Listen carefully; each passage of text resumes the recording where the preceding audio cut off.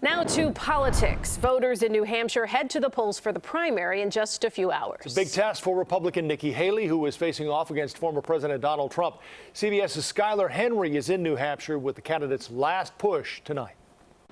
Hey, Erica. Hey, Joe. Good to be with you. Certainly will be interesting to pay attention to what happens tomorrow as former Ambassador Nikki Haley has an uphill battle, if you will, in terms of trying to sway those independent and undecided voters here in the Granite State, looking to try to close that gap, if you will, with the resounding support going to the former president.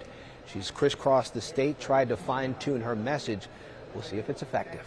Tuesday's New Hampshire primary could be a turning point for Nikki Haley in her battle against former President Donald Trump, or the end of the road. Chaos follows him, and we can't be a country in disarray and have a world on fire and go through 4 more years of chaos because we won't survive it.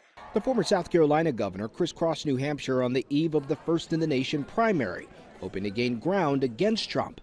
He is counting on a strong showing after easily winning the Iowa caucuses last week. Tomorrow is the day that each and every one of you is going to cast the most important vote of your entire life. What he accomplished when he was president the first time, he did more than anybody, any of the presidents. Dante Scala, a political science professor at the University of New Hampshire, says a strong turnout Tuesday by independent voters could make the difference for Haley.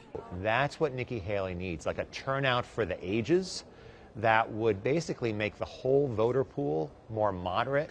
Ambassador, how you feeling? Feeling good, feeling good. Haley is holding out hope voters will see her as an alternative to Trump.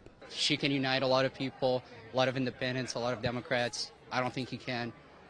That's why I think she would be a better choice. The New Hampshire Secretary of State is projecting record turnout in the Republican primary.